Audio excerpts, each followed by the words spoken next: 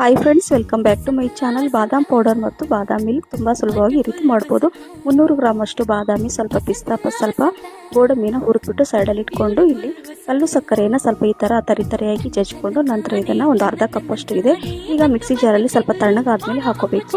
ನಂತರ 4 ರಿಂದ 5 ಏಲಕ್ಕಿ, ಹಾಗೆ ಕಲ್ಲು ಸಕ್ಕರೆ ಅರ್ಧದಷ್ಟು, ಹಾಗೆ 4 ರಿಂದ 5 ಟೇಬಲ್ ಸ್ಪೂನ್ ಅಷ್ಟು ಕಸ್ಟರ್ಡ್ ಪೌಡ್ರ್, 2 ಟೀ ಸ್ಪೂನ್ ಅಷ್ಟು ಅಥವಾ 2 ಟೇಬಲ್ ಸ್ಪೂನ್ ಅಷ್ಟು ಮಿಲ್ಕ್ ಪೌಡರ್ನ ತಗೊಂಡು ಮೊದಲು ಅರ್ಧದಷ್ಟು ಇದೆಲ್ಲ ಈ ಥರ ಹಾಕೊಂಡು ರುಬ್ಕೊಂಡು ತೆಗೆದಿಟ್ಕೋಬೇಕು. ಸೇಮ್ ಅದೇ ರೀತಿ ಎಲ್ಲ ಉಳಿದಿರೋದನ್ನು ಹಾಕಿ ಇದನ್ನು ಫೈನ್ ಆಗಿ ಸೇಮ್ ಅದರಲ್ಲಿ ತೆಗೆದಿಟ್ಕೋಬೇಕು. ಸ್ವಲ್ಪ ಅರಿಶಿನ ಪುಡಿ, ಸ್ವಲ್ಪ ಗೋಡಂಬಿ ಮತ್ತು ಬಾದಾಮಿನ ಹಾಕ್ಕೊಂಡು ಈ ಥರ ಮಿಕ್ಸ್ ಮಾಡಿಕೊಂಡು ನೀವು ಏರ್ಟೈಟ್ ಬಾಕ್ಸಲ್ಲಿ ಹಾಕಿ ತಿಂಗಳುಗಟ್ಟಲೆ ಇದನ್ನು ಉಪಯೋಗಿಸ್ಬೋದು. ಹಾಗೆ ಬಾದಾಮ್ ಪೌಡರ್ ಮಾಡಿದ್ವಿ. ಈಗ ಬಾದಾಮ್ ಮಿಲ್ಕ್ ತುಂಬ ಸುಲಭವಾಗಿ ಈ ರೀತಿ ಮಾಡ್ಕೋಬೋದು. ಅರ್ಧ ಲೀಟ್ರಷ್ಟು ನಾನು ಹಾಲನ್ನು ಬಿಸಿ ಮಾಡಲಿಕ್ಕೆ ಇಟ್ಟಿದ್ದೀನಿ. 2 ರಿಂದ 3 ಟೇಬಲ್ ಸ್ಪೂನ್ ಅಷ್ಟು ಇದನ್ನು ಹಾಕಿ ಒಂದು ಕುದಿ ಬರುವಾಗ ಇದನ್ನು ಇಳಿಸಿ ಈ ಥರ ಬಿಸಿ ಹಾಕಿ ಮೇಲೆ ಕೇಸರಿ ದಳ ಕೊಟ್ಟರೆ ಬಿಸಿ ಬಾದಾಮ್ ಮಿಲ್ಕ್ ರೆಡಿ.